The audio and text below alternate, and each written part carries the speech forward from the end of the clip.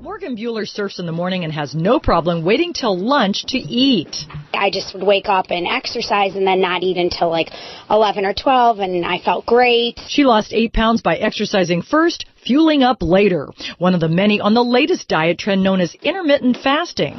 I eat dinner probably like 7 or 8. And then normally go like 16 hours before my next meal. Bueller didn't know it, but she was trying the 8-hour diet that proposes eating what you want for 8 hours, then fasting for 16, even skipping breakfast. You know, this is brand new science. This is a plan that basically says you can eat all your calories in your day, but you're going to start eating in 8-hour windows, even just 3 days a week. So it could be 11 to 7, 9 to 5. But it's controversial, and it goes against some of the things we're about to talk about. Go against what we've been taught for years. And the claims are pretty dramatic. You say if you follow this diet, you'll look younger, you'll feel younger, and you'll dramatically reduce your risk for getting some of the major diseases of our time. Right, and the problem is that we're sleeping less than ever, we're working more than ever, and we're eating throughout the day. We're grazing all day long. We are not giving our bodies a chance to process all of the food that we're taking in and all the toxins, and by feasting for 8 hours and fasting 16 for hours 16, of famine, and even just 3 days a week, you're going to reset your body and get on that path. I lost 7 pounds in 10 days when I adopted the plan. And you say, by the way, people could lose 20 pounds in 6 weeks. All right, let's start. Every day what I do is I eat for 8 hours and I fast for 16. And so from about 10 in the morning till 6, for this I eat way too much, and then nothing after that. It's very unsocial. Social life. Very bad. Going out for dinner, I was like, we're going to get to the restaurant before 7, before like the bewitching hour. Yeah. Okay, last drink. But the thing I didn't realise in the first one was 70% of how you look is your diet. So I thought it was all about weights and lifting and the gym. And yes, you have to train hard, but that's not nearly as important as the diet.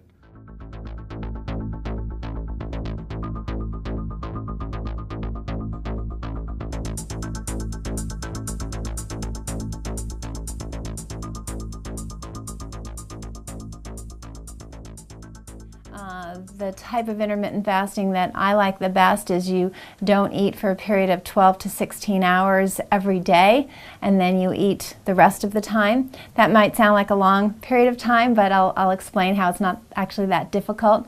But the benefits are really vast. Giving the body that break from eating decreases insulin levels. Insulin is something we have a tremendous problem with in this country.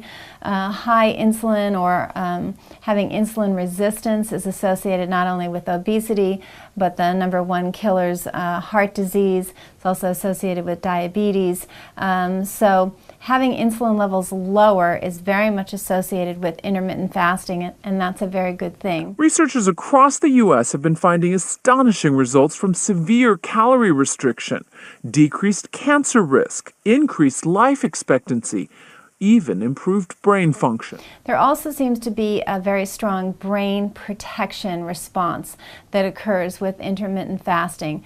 And there was a Dr. Matson who did some research, and he found that what fasting did was it actually stimulated the defense network in the brain against cells being damaged. There was another study that looked at a specific protein that actually slows the rate of death of neurons or our nerve cells. So there's been a lot of studies showing that with Alzheimer's and Parkinson's that patients who did the intermittent fasting fared much better as far as just their cognitive ability, their memory. So it seems very brain protecting as well as being anti-inflammatory, and inflammation we know is the initiator of most degenerative diseases.